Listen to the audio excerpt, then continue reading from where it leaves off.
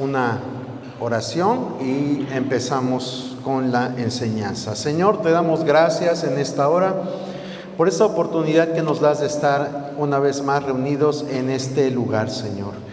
Gracias porque tú has sido bueno, gracias por las cosas buenas y por aquellas que no han sido tan buenas, porque sabemos que todo nos ayuda para bien. Te pedimos que en esta hora hagas receptivo nuestro oído, y no tan solo nuestro oído, sino entendimiento, que nos des esa capacidad para aceptar tu palabra y ponerla por obra, Señor. Quita todo cansancio, toda pereza, toda distracción que pueda interrumpir nuestra concentración. Exhórtanos, consuélanos, edifícanos a través de tu palabra. Te pido que bendigas a mis hermanos que ya están aquí presentes, que tú les des, Señor Dios, conforme a las peticiones de su corazón. Recompensa su puntualidad, recompensa su fidelidad, Señor. No permitas que salgan como hayan entrado. Si traen alguna dolencia, si traen algún pesar, si traen alguna angustia, Señor, te pedimos que tú les des esa paz que sobrepasa todo entendimiento. Te lo pedimos en el nombre de tu Hijo amado Jesucristo. Amén. Le invito a que abra su Biblia. Vamos a leer en el libro de Mateo, capítulo 12. Mateo capítulo 12, vamos a leer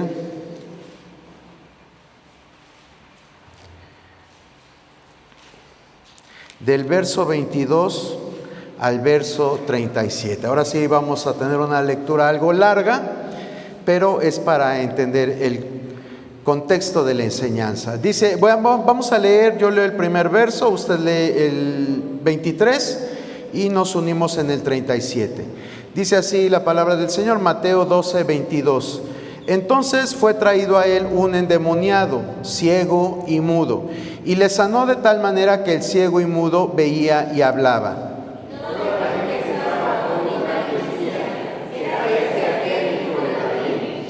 Mas los fariseos al oírlo decían: este no echa fuera a los demonios, sino por Beelzebú, príncipe de los demonios.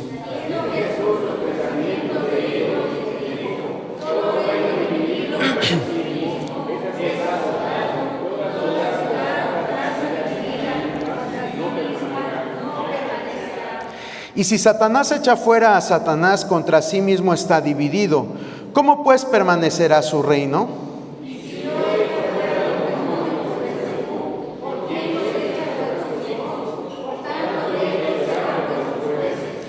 Pero si yo por el Espíritu de Dios echo fuera a los demonios, ciertamente ha llegado a vosotros el reino de Dios.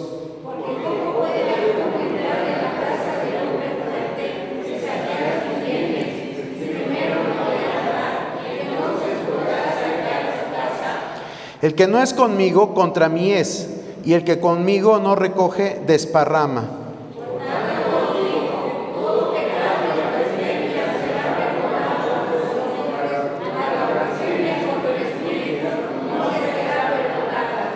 A cualquiera que dijere alguna palabra contra el Hijo del Hombre, le será perdonado, pero al que hable contra el Espíritu Santo, no le será perdonado, ni en este siglo, ni en el venidero.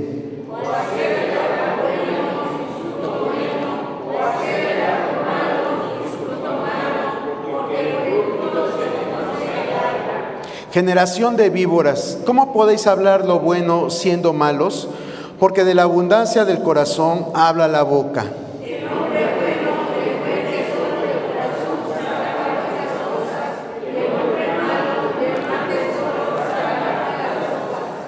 Mas yo os digo que de toda palabra ociosa que hablen los hombres, de ella darán cuenta en el día del juicio. ¿Todos? Porque por tus palabras serás justificado y por tus palabras serás condenado. Pueden sentarse, hermanos. Bueno, seguimos con el tema del Espíritu Santo. Hoy vamos a ver, el tema se llama el pecado imperdonable. El pecado imperdonable. ¿Y cuál es el pecado imperdonable? Les pregunto. La blasfemia contra el Espíritu Santo, exactamente. La blasfemia contra el Espíritu Santo. Ese es el tema del día de hoy. Y bueno, ya leímos la porción de la palabra que habla acerca de esto. ¿Y qué entendemos por blasfemia? Eso es algo que debemos de tener bien en cuenta. ¿Qué entendemos por blasfemia? Mentira, ofensa, perdón, agresión, exacto. ¿Qué más? Desprecio. Todos los adjetivos que ustedes me están diciendo son válidos para la blasfemia. La blasfemia es un conjunto de acciones que demeritan a otro, ¿sí? En pocas palabras, eso es la blasfemia. Una serie de acciones o palabras que son perjuicio de otra persona generalmente. Entonces, al decir aquí la blasfemia contra el Espíritu, es atentar contra el Espíritu Santo. A eso es a lo que se refiere el pecado imperdonable. ¿Y de qué manera estaban, de acuerdo a la lectura, estas personas pecando contra el Espíritu Santo? ¿O por qué Jesús dijo acerca de este pecado imperdonable? ¿Qué estaba pasando? Lo acabamos de leer, solo es para ver si leyeron con atención.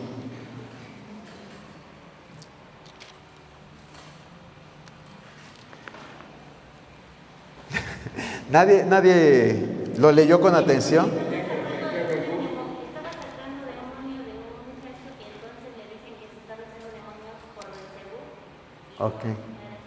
Ok.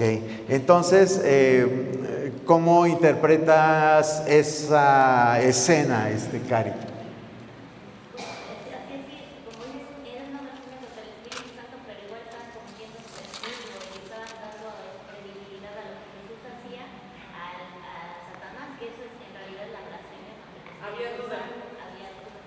Ok. ¿Por qué había duda, hermana Eve? Pues porque cuestionaban el nombre de quién estaba sacando los demonios, ¿no? O sea, ¿al nombre de quién o por qué lo estás haciendo? ¿De Belcebú o del Espíritu Santo? Entonces había duda en ellos. No, a lo mejor no creían que el Espíritu Santo, o que con el poder del Espíritu Santo se podría... Ajá. No había duda. Es algo que ellos lo daban por sentado, porque dice el 24, dice, mas los fariseos al oírlo decían, no echa fuera a los demonios sino por Belcebú. O sea, no estaban dudando, estaban afirmando que lo que...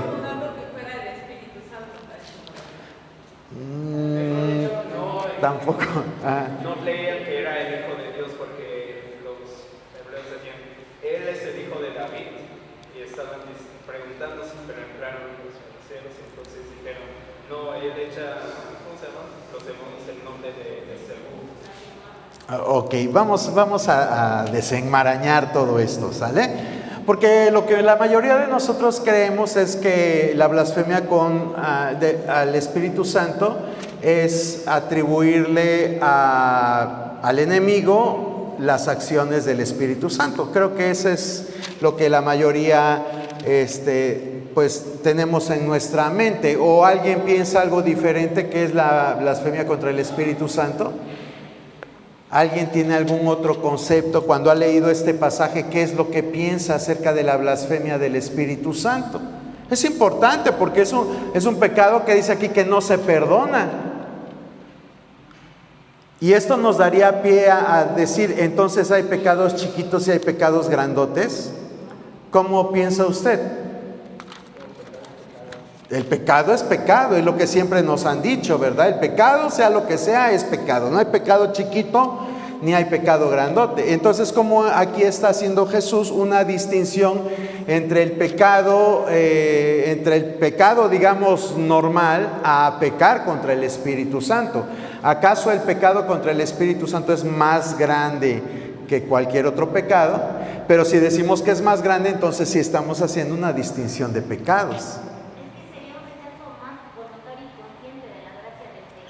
¿Sería qué, perdón? Un rechazo voluntario y consciente de la gracia de Dios. Un rechazo, exactamente. Y eso es lo que es la blasfemia. No es tanto el atribuirle a Satanás algo que hace el Espíritu Santo, sino es un rechazo de la gracia de Dios, un rechazo consciente de la gracia de Dios.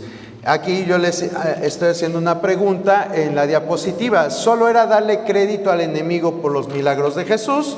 Ahorita por lo que hablamos ya dijimos que no solo era darle crédito, sino que vamos a ver que es el rechazo al Espíritu Santo, a la obra del Espíritu Santo. Eso es la blasfemia, el rechazo a la obra del Espíritu Santo. Las ideas malvadas y equivocadas provienen de corazones corruptos. ¿Yo por qué rechazo algo? Porque, a ver, yo quiero que usted se imagine en alguna ocasión que le hayan dado algo a usted, sea lo que sea, y usted lo ha rechazado. ¿Por qué lo ha rechazado? Porque no me agrada, exactamente, así de simple y sencillo. Lo rechazamos porque no me agrada. A lo mejor te dan un ¿qué será? Algún alimento que ya está podrido, algún alimento que ya huele feo, ¿verdad? Te dan algo descompuesto o te dan algo que está sucio o manchado, pues en automático dices a lo mejor no gracias, o simplemente no lo agarras y lo rechazas. Cuando nosotros rechazamos algo, pues es porque no es grato para nosotros. Entonces, vea usted cómo detrás de la negación de los fariseos, detrás de la negación de que Jesús hacía las obras por el Espíritu Santo, había algo más en sus corazones. Sus corazones eran malvados, sus corazones eran corruptos, ¿sí? Estaban de continuo pensando en cosas para hacer caer a Jesús, para hacerlo tropezar, ¿sí? Su corazón se había llenado de enojo, de rencor, de amargura, de muchos sentimientos negativos. Y es por eso que cuando ocurre esto, que ellos ven que Jesús echa fuera un demonio, se lo atribuyen a Satanás.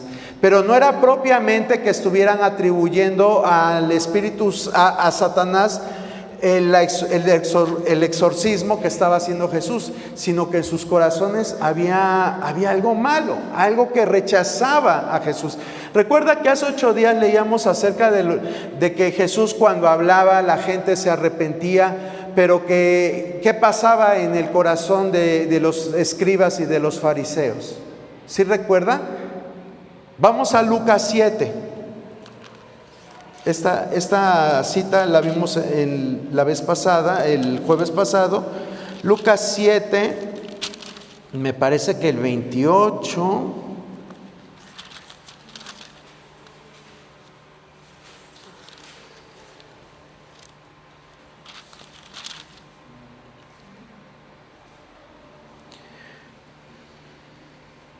Versículo 29 y 30, alguien que lo quiera leer, por favor.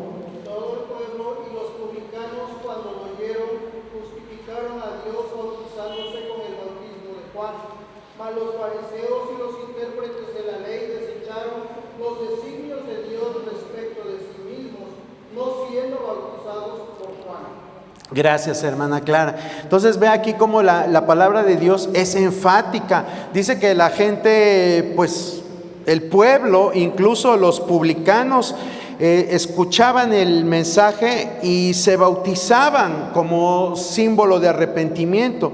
Mas los fariseos y los intérpretes de la ley, dice que desecharon los designios de Dios. O sea, tenían su corazón lleno de sentimientos malos, de sentimientos negativos, de aversión hacia Jesucristo.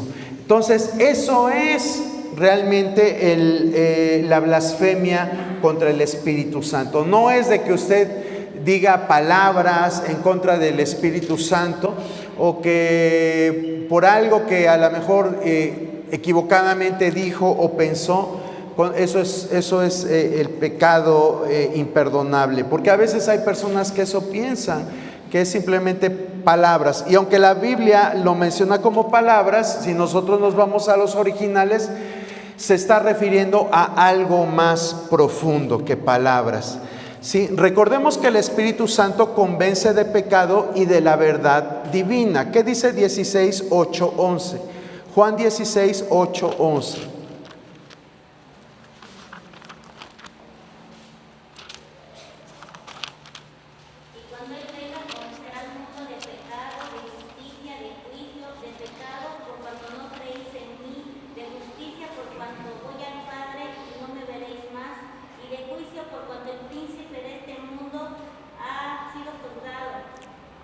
Gracias, hermana Cari. Entonces vea la obra del Espíritu Santo que hace en los incrédulos. Ya hemos hablado lo que hace el Espíritu Santo en un creyente. ¿Qué 3 cosas hace el Espíritu Santo en un creyente? Ya lo hemos repetido un montón de veces. No, convence de pecado al pecador, pero al creyente. Ya estamos hablando del creyente. Santificación, pero antes de santificación hay otro paso. Lo que le explicó Jesús a Nicodemo, ¿qué fue? ¿Cómo le llamamos a eso?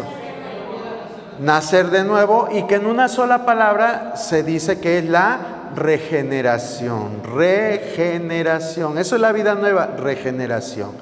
Después viene la santificación y después viene... después viene la glorificación, ¿sí? Cuando me convierto, el Espíritu Santo, y si yo acepto el mensaje, el Espíritu Santo me regenera. Cristo me justifica, pero el Espíritu Santo me regenera. Después de que me regenera, empieza un proceso de santificación, ¿sí? Y después, cuando nosotros, ahora sí, ya que pues hemos llegado al límite de nuestra vida, ahí aguardamos a que Cristo nos resucite. Y cuando nos resucite, entonces seremos como Él es. Así lo dice la palabra, y eso es la glorificación. Entonces, el Espíritu Santo en el creyente nos regenera, nos santifica y nos glorifica, ¿sí? Ahora, aquí lo que está diciendo que hace el Espíritu Santo es en la persona que se expone al mensaje de Cristo. ¿Qué es lo que hace el Espíritu Santo? Dice que Él convence de pecado, de justicia y de juicio, ¿sí? Esto es lo que hace el Espíritu Santo cuando una persona se enfrenta o se expone al mensaje del Evangelio, ¿sí? El Espíritu Santo, está el predicador, está el evangelista, o estás tú hablando con él y aparentemente crees tú que estás hablando, pero si estás teniendo un mensaje cristocéntrico, el que está redarguyendo en el corazón de la persona es el Espíritu Santo. Entonces tú hablas, pero el Espíritu Santo habla al espíritu de esa persona. ¿Y qué es lo que hace el Espíritu Santo en el espíritu de esa persona? Pues le convence de pecado. Le dice, ¿sabes qué? Tú necesitas realmente arrepentirte. Mientras tú estás diciendo pasajes, estás leyendo alguna cita, estás dando un testimonio, el Espíritu Santo está convenciendo de pecado a esa persona, de justicia y de juicio. Sí, son las 3 cosas que hace el Espíritu Santo. Entonces, cuando una persona es expuesta al mensaje, al Evangelio, y el Espíritu Santo está trabajando, pero a su vez esa persona rechaza el mensaje, eso es algo bien delicado, porque estás haciendo lo que esa persona está haciendo lo que los fariseos y los escribas vemos que hicieron en Lucas 7:30. Están rechazando. Entonces, acuérdese lo que dijimos, que es la blasfemia contra el Espíritu Santo. Es rechazar la obra del Espíritu Santo. Eso es la blasfemia contra el Espíritu Santo. ¿Y por qué es imperdonable? Vamos a deducir por qué es imperdonable. Alguien que ahorita, de lo poquito que hemos hablado, que deduzca por qué es imperdonable el pecado de la blasfemia contra el Espíritu Santo.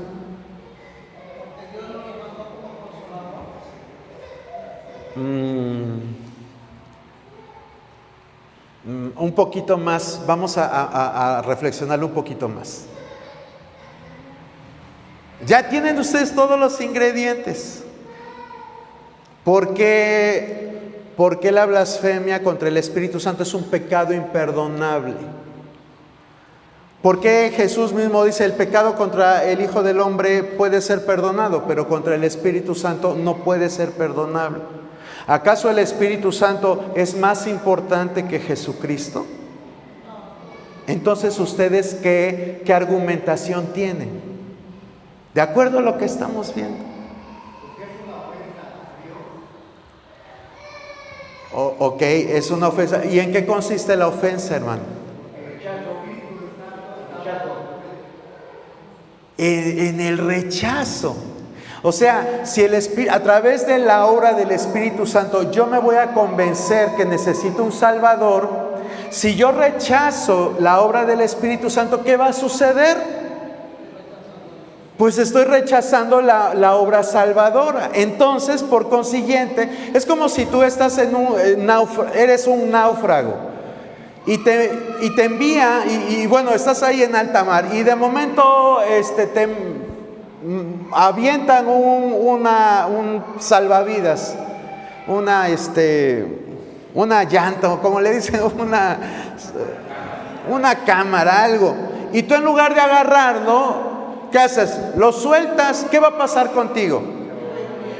Pues lógicamente que te vas a hundir, que te vas a morir si no sabes, y aunque sepas nadar te vas a cansar y te vas a morir. Entonces, en eso consiste la blasfemia contra el Espíritu Santo, que tú rechaces, no porque el Espíritu Santo sea más grande que Jesús, no porque ningún pecado se iguale a la blasfemia del Espíritu Santo, sino que la blasfemia contra el Espíritu Santo, que consiste en rechazar la obra de Jesús, era lo que te iba a dar el pase, vamos a llamarlo así, de salvación. Si tú lo rechazas, pues lógicamente que no vas a ser salvo, ¿sí? No porque tú hayas hablado en contra del Espíritu Santo, no porque tú hayas hecho algo en contra del Espíritu Santo, sino porque rechazaste la obra que Él estaba haciendo en tu corazón. En lugar de ser sensible, ¿qué pasó? Te endureciste y lo rechazaste. Por eso es que Jesús hace énfasis en que la blasfemia, es decir, el rechazar la obra del Espíritu Santo, en automático es algo que no tiene perdón. Tú no vas a ser salvo, en pocas palabras, porque rechazas lo que va a traer una regeneración, lo que va a traer una santificación y lo que va a traer posteriormente una glorificación de tu ser. ¿Ya entendimos? Sí, era un poquito más profundo de que simplemente decir: Jesús echó fuera demonios por Belcebú. Es más que eso, ¿sí? Cuando se resiste deliberadamente al mensaje divino, se deja fuera la verdad que conduce al arrepentimiento. Vea usted lo que dice Juan 3:36. Juan 3:36. El que cree en el Hijo tiene vida eterna, pero el que rehúsa creer en el Hijo no verá la vida, sino que la ira de Dios está sobre él. Gracias, hermano. Vea usted, dice: el que cree en el Hijo tiene vida eterna, pero el que rehúsa creer en el Hijo no verá la vida, sino que la ira de Dios está sobre él. Y a lo mejor usted va a decir: pero en ese versículo no habla del Espíritu Santo. Bueno, es verdad, no se menciona como tal al Espíritu Santo, pero ¿quién es el que convence de pecado? ¿Quién es el que nos hace sentir que necesitamos un Salvador? El Espíritu Santo. ¿Se da cuenta? Aunque no menciona aquí Juan 3:36 al Espíritu Santo, pero está implícita la obra del Espíritu Santo para que nosotros creamos. Si rechazamos al Espíritu Santo como lo hicieron los fariseos, como lo hicieron los escribas, en automático ya estoy yo perdido. Porque ¿cómo me voy a acercar a algo si el que me iba a ayudar a acercarme, yo lo rechacé? ¿Se dan cuenta? Esa es la blasfemia del Espíritu Santo. Y es blasfemia porque el hecho está en que tú lo rechaces, no en que tú hagas algo en contra a través de simples palabras del Espíritu Santo, o que tú le atribuyas a Satanás la obra del Espíritu Santo, sino que tú estás rechazando deliberadamente esa obra de convencimiento de pecado que hace el Espíritu Santo. Bueno, nadie que esté arrepentido por haber ofendido a Dios mediante pecado y que anhele el perdón, necesita temer haber cometido el pecado imperdonable. Esto lo escribí, este parrafito lo escribí porque, vuelvo a repetir, hay personas que piensan que con una acción, que con un pensamiento, que a lo mejor están luchando con un pecado en sus vidas, que no han podido salir de ese pecado y piensan que porque no han podido en el proceso salir de ese pecado, están ofendiendo al Espíritu Santo. Pero si su mente está pidiendo auxilio, si está pidiendo salir del pozo de la desesperación, no estás cometiendo ningún pecado imperdonable.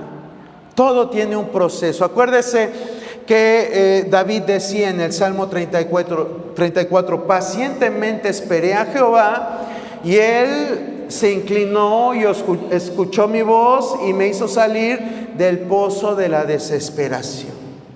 Es importante que sepamos esto, hermano, porque como seres humanos nadie está exento de caer de momento en baches, en circunstancias que te hacen estar pensando que a lo mejor tú estás ofendiendo al Espíritu Santo porque no puedes salir de determinada situación.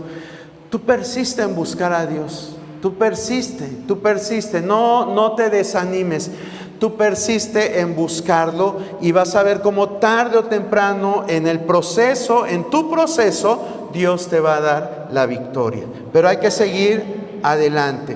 Vamos a ver algunos ejemplos de personas que rechazaron al Espíritu Santo y cómo la palabra de Dios pues maneja esta situación. Romanos 1:21, ¿qué dice?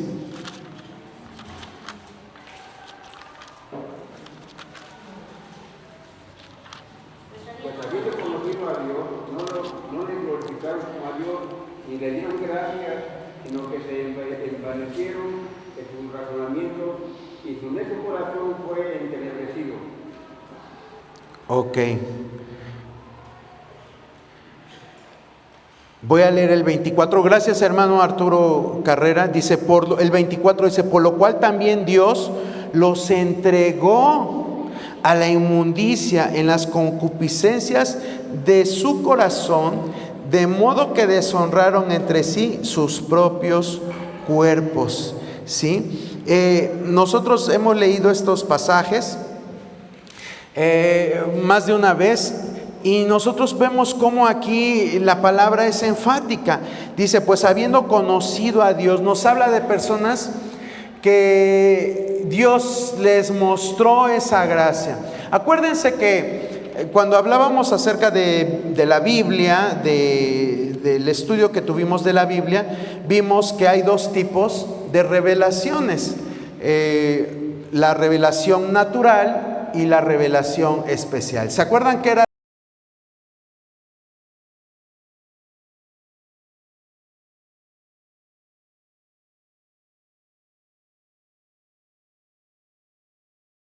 la revelación natural?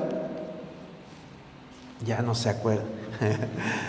La revelación natural es que Dios se da a conocer a través de lo que nos rodea, a través del mundo, a través de la naturaleza. A través de todo esto nosotros podemos conocer a Dios. ¿sí? Y la revelación especial, pues es a través de su palabra y de los actos que están escritos en su palabra. Es decir, cómo se revelaba Dios a través, cómo nos muestra la palabra de Dios que se revelaba en los tiempos bíblicos. Pues a través de sueños, a través de visiones, a través de voz audible, ¿sí? Esto es la revelación especial. Cuando la palabra de Dios en Romanos 1:21 dice, pues habiendo conocido a Dios, se está refiriendo a incrédulos, no a cristianos. ¿Por qué? Porque en el verso 20 nos dice, porque las cosas invisibles de Él, su eterno poder y su deidad, se hacen claramente visibles desde la creación del mundo. Desde la creación del mundo. Esa es la revelación natural. Nadie puede decir, es que Dios no existe. Siempre en el interior de todo ser humano hay una voz que va a decir, hay alguien superior a ti. Hay alguien que hizo esta naturaleza perfecta. Hay alguien que mantiene las cosas en orden. Sí, hay esa voz interna que nos va a estar hablando. Y esa voz es la voz del Espíritu Santo. Por eso es que dice, pues habiendo conocido a Dios, no le glorificaron como a Dios, ni le dieron gracias, sino que se envanecieron en sus razonamientos y su necio corazón fue entenebrecido. Cuando nosotros vemos que Dios endurece el corazón, no es porque Dios sea malo. Hay personas que leen estos pasajes y dicen, ¿ves? Mira cómo Dios sí tiene favoritos, cómo Dios elige, cómo Dios predestina a las personas. Y hablan acerca de Faraón, cuando dice que Dios endureció el corazón de Faraón. Dios no endurece el corazón. Dice la palabra que Él no quiere que nadie se pierda, sino que todos procedan al arrepentimiento. Entonces Dios no se puede contradecir. Cuando dice aquí la palabra que su corazón se entenebreció, es porque ellos rechazaron voluntariamente la gracia de Dios. Es decir, rechazaron la obra del Espíritu Santo en sus vidas. ¿Sí se da cuenta? Como lo que Jesús declaró en Mateo 12 trasciende en el mundo. Dice, porque su necio corazón fue entenebrecido. Se entenebreció.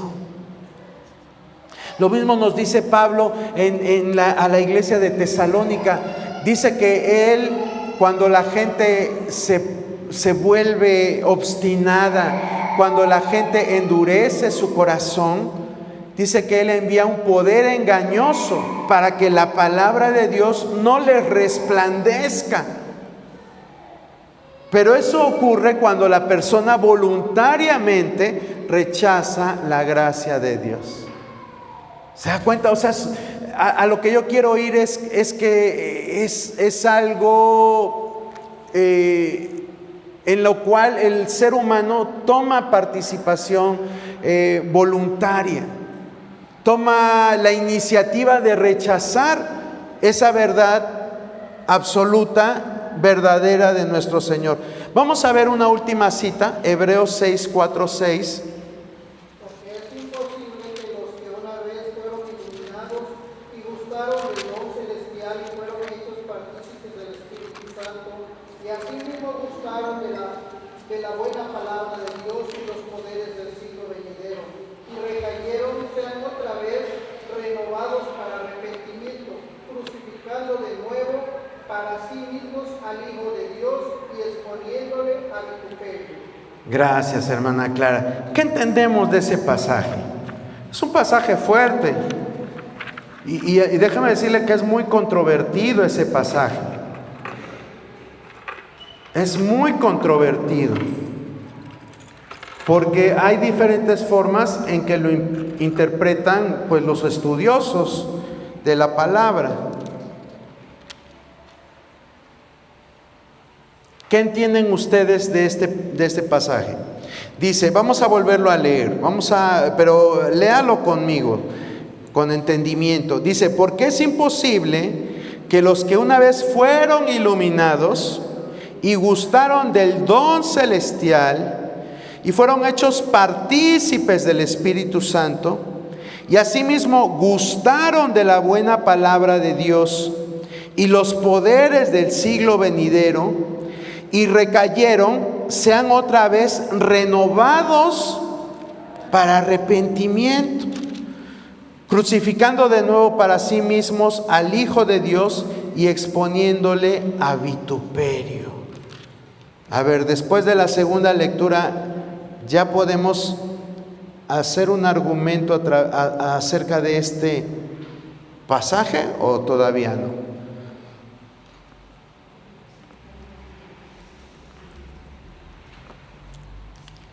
Bueno, les voy a adelantar un poquito.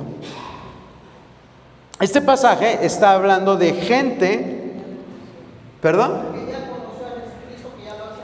Que ya conoció, pero fíjese, aquí viene la controversia, porque los calvinistas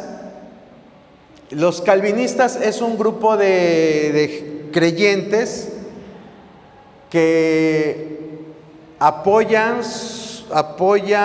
la doctrina de Juan Calvino.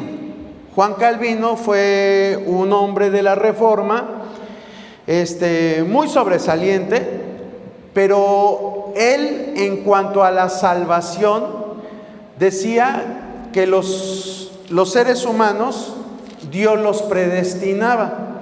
Ya hemos hablado de esto y yo sé que usted sabe a qué me estoy refiriendo.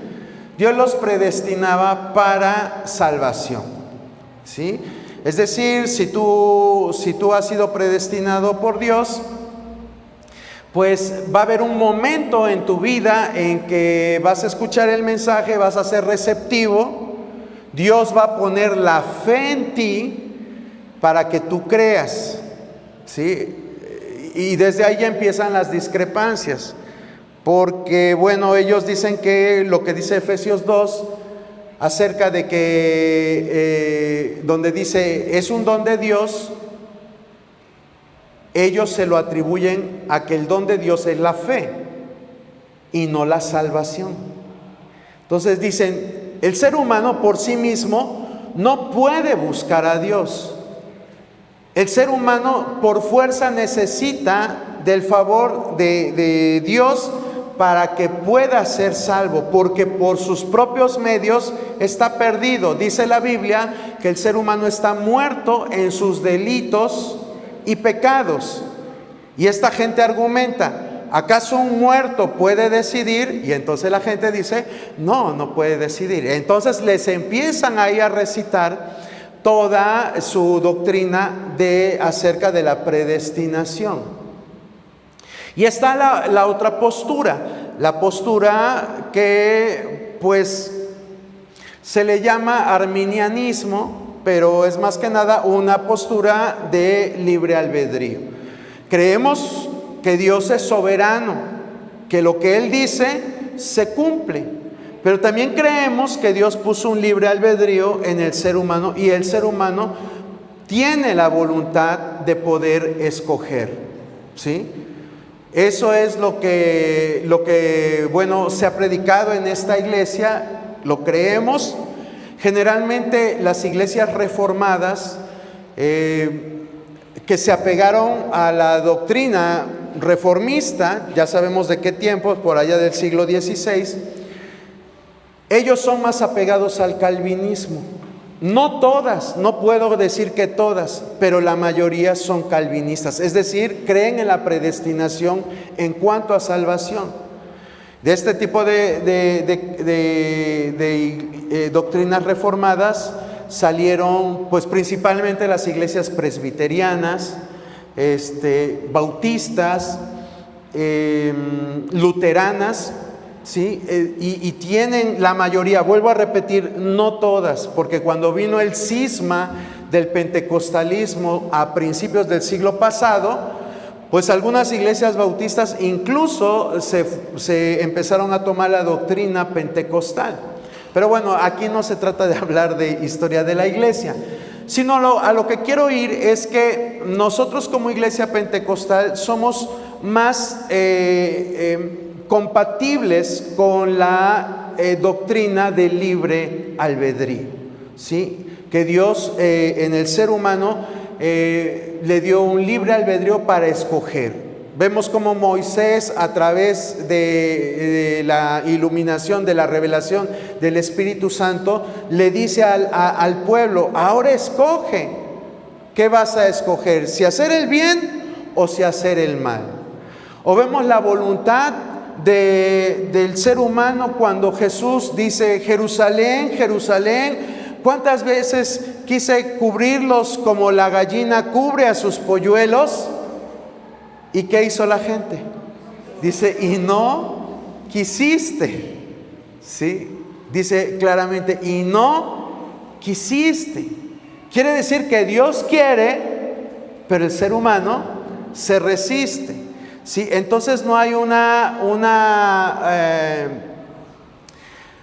gracia irresistible. Es una palabra que tienen precisamente los calvinistas: gracia irresistible. ¿Qué es gracia irresistible? Que cuando Dios, haz de cuenta, te pone el ojo, no te lo quita hasta que tú eres salvo. Sí, eso es gracia irresistible, como que Dios te forza o que a la fuerza va a hacer que tú seas salvo. Sí, eso le llaman los calvinistas gracia irresistible. Nosotros no creemos que sea así. Nosotros creemos que Dios permite que el ser humano pueda escoger. Pero bueno, no estamos aquí para hablar acerca de estas doctrinas. ¿Por qué se los expliqué? Porque precisamente esta cita de Hebreos 6, del 4 al 6, los calvinistas dicen: es que esa persona en realidad nunca fue salva.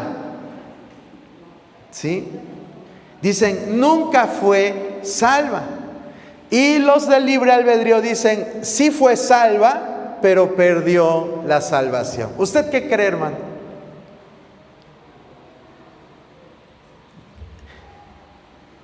Acerca de este pasaje de Hebreos 6, 4, 6. ¿Esas personas fueron salvas?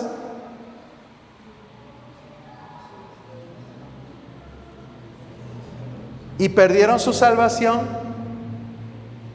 ¿O en realidad nunca fueron salvas? Quémense tantito la cabeza. Algunos van a decir: pues a mí qué me importa. Sí. Yo creo que sí fueron salvas, que perdieron la salvación. Es como nosotros.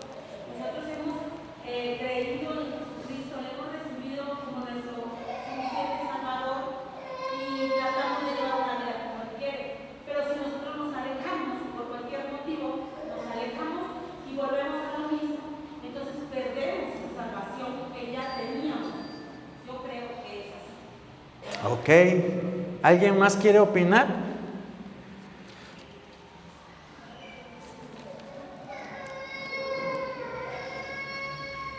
¿Nadie más? Son opiniones. Sí, no vamos a hacer dogmas de lo que hablemos aquí. Pero sí vamos a verlo a la luz de la palabra. ¿Qué dice la palabra? La pregunta es: las personas de las que está hablando Hebreos 6, 4, 6, ¿son personas que fueron salvas y perdieron su salvación? ¿O son personas que nunca fueron salvas?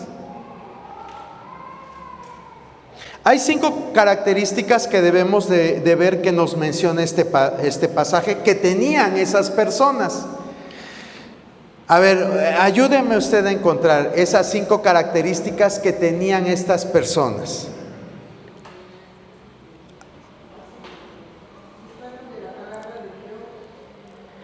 A ver, gustaron de la buena palabra de Dios. Muy bien, hermana Oli. ¿Qué más? Fueron hechos partícipes del Espíritu Santo. ¿Qué otra? Gustaron. Ajá, esa ya la habían dicho. Gustaron del don celestial. Nos faltan dos. Fueron iluminados y... No. Ahí está el final del 5. Y gustaron de los poderes del siglo venidero. ¿Sí? ¿Se da cuenta? 5 cosas que tenían estas personas. Fueron iluminadas, gustaron del don celestial, fueron hechos partícipes del Espíritu Santo y asimismo gustaron de la buena palabra de Dios y los poderes del siglo venidero. 5 bendiciones. Pues hay gente que dice, estas personas no eran salvas.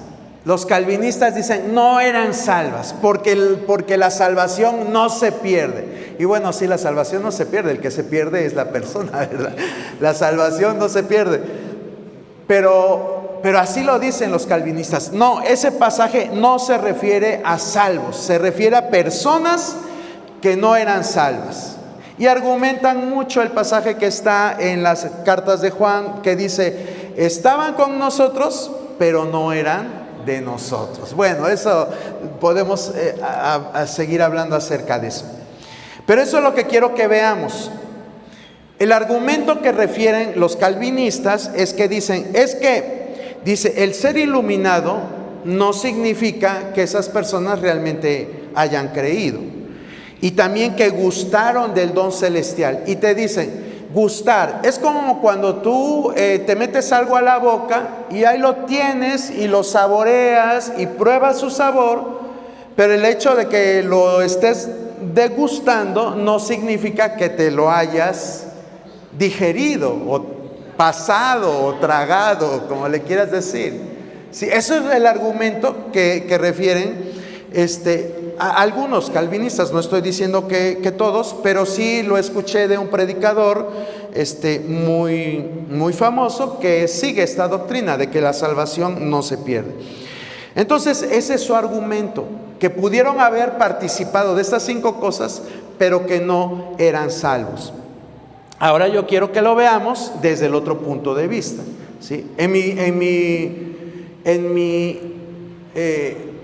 Ahora sí, creencia particular y de acuerdo a lo que realmente la palabra de Dios pues nos da luz, es que quiero que lo veamos. En primer lugar dice que fueron iluminados. Vamos a ver qué nos dice Hebreos 10:32 con referencia a qué es ser iluminado. Hebreos 10:32.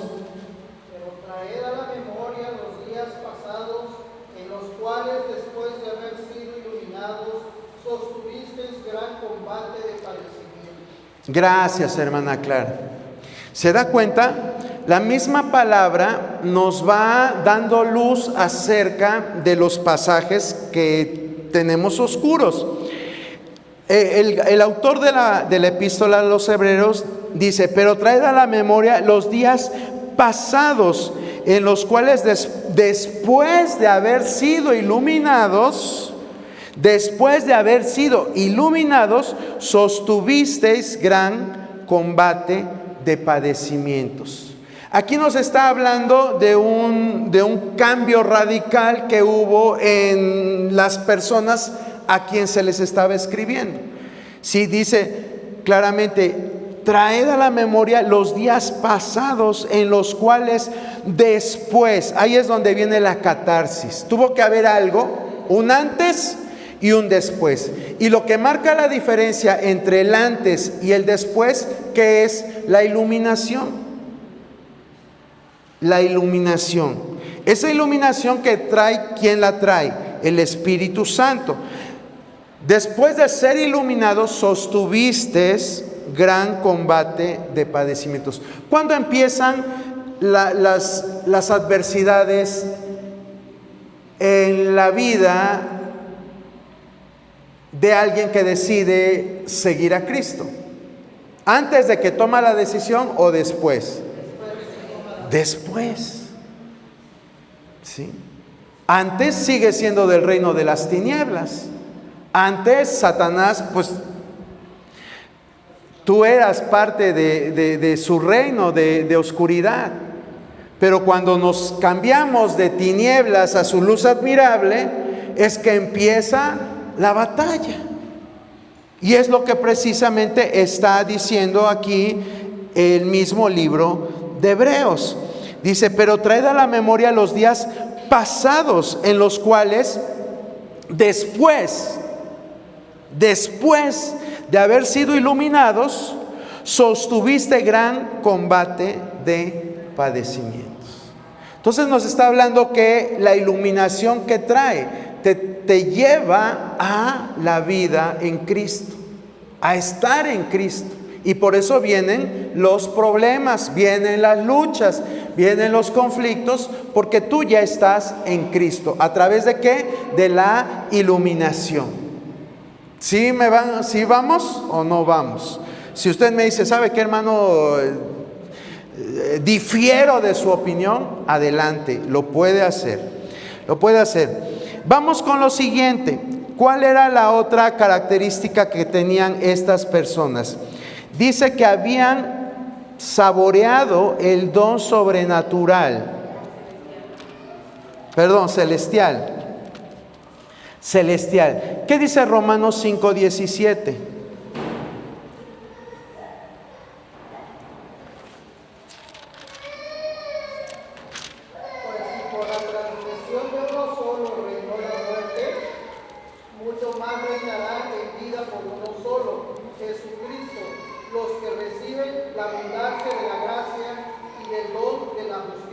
El don de la justicia. La justicia va implícita en la salvación, ¿sí? Cuando nosotros veíamos, bueno, no veíamos apenas, pero lo vimos en alguna enseñanza de día jueves, acerca de que Pablo les decía a los de Éfeso, déjenme buscar la cita, porque no la anoté, me parece que es 2:8 o 2:9. Sí, Efesios 2:8 dice, porque por gracia sois salvos por medio de la fe, y esto no de vosotros, pues ¿qué es? Don de Dios. Ahí está lo que es el don de Dios. ¿Qué es el don de Dios? La salvación. Por gracia sois salvos, y esto no de vosotros, sino por medio de la fe, pues es don de Dios. ¿Se da cuenta? Entonces, la iluminación, el don de Dios, tiene que ver directamente con la salvación. Por eso es que sostenemos, bueno, que sostengo yo, no sé usted, que se refiere a personas que ya habían creído en Jesucristo. Después, la tercera característica de estas personas era que habían tenido parte en el Espíritu Santo. ¿Sí? ¿O cómo dice? Partícipes del Espíritu Santo. ¿Qué dice Hebreos 3:1? Por tanto, hermanos santos, partícipes del llamamiento celestial, considerad al apóstol y sumo sacerdote de nuestra profesión, Cristo Jesús. Gracias, hermana Eve. Vea cómo empieza el verso. Dice, por tanto, hermanos santos. Santos. Tú no le puedes decir santo a una persona que no ha creído.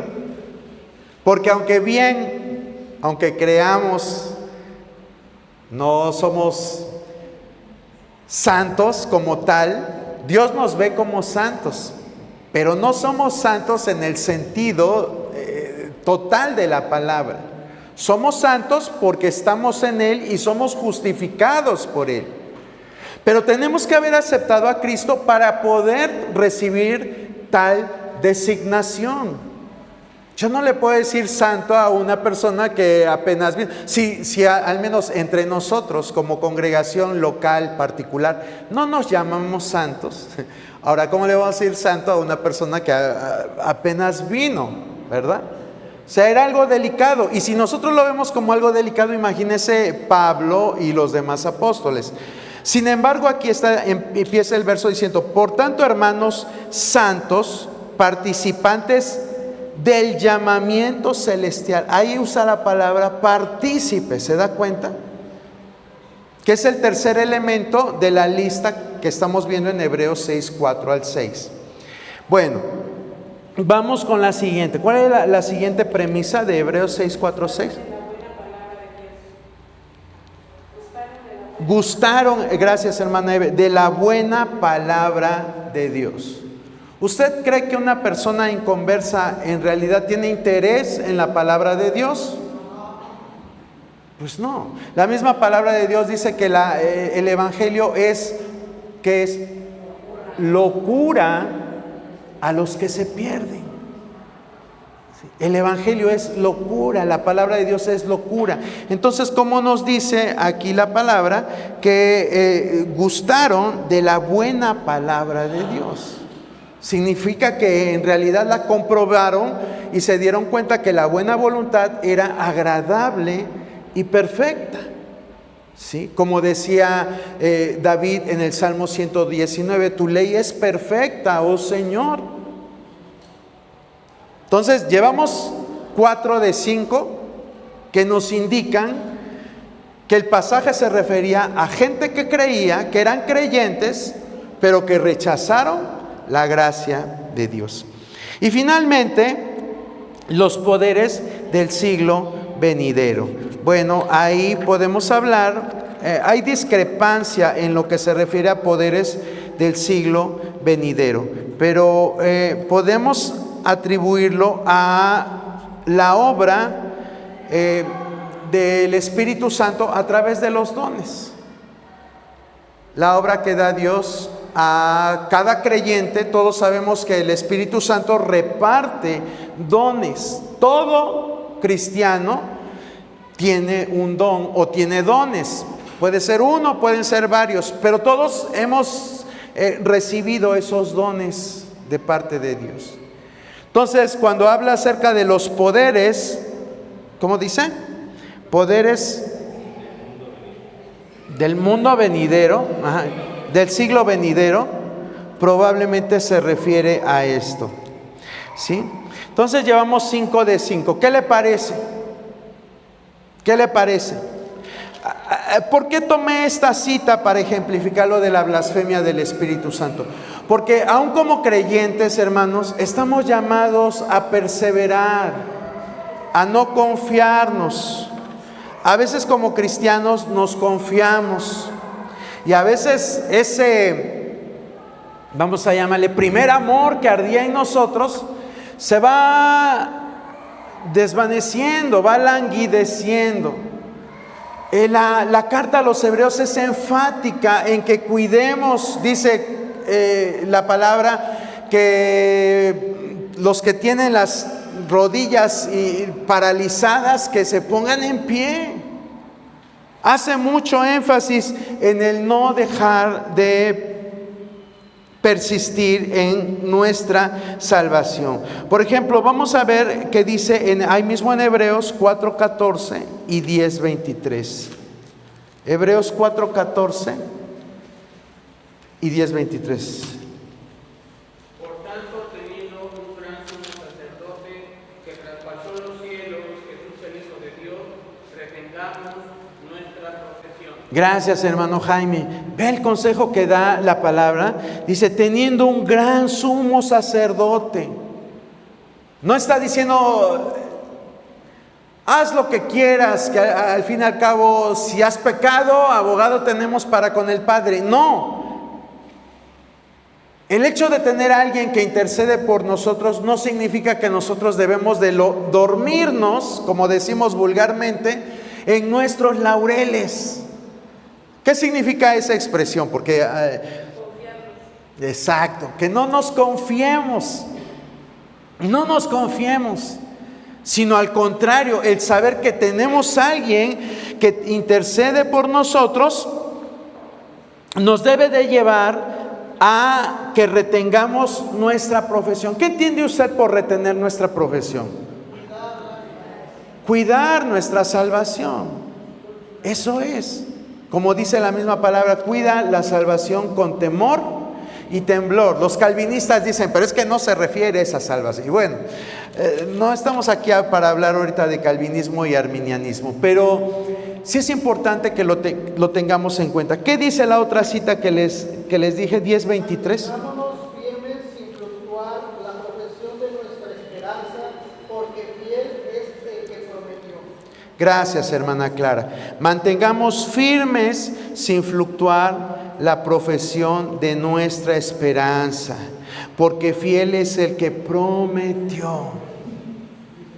Fiel es el que prometió. Pero no porque Él sea fiel, nosotros vamos a ser infieles. Porque a veces así lo hacemos. Dios es fiel y nos confiamos que Él es fiel. Y no lo buscamos como debería de ser. Pero la palabra nos está instando. Dice, mantengamos firme, sin fluctuar. ¿Qué es fluctuar? Dudar, vacilar. ¿Qué más? Tantito sí, tantito no. Un pie adentro, otro afuera. ¿Verdad? Todas esas expresiones nos llevan a entender lo que es fluctuar. Dios no quiere que seamos fluctuantes. De hecho, Pablo le decía a los corintios que no seamos como niños fluctuantes, llevados por cualquier viento de doctrina. Un cristiano no debe de ser fluctuante. Cuando nosotros somos fluctuantes, estamos propensos a caer.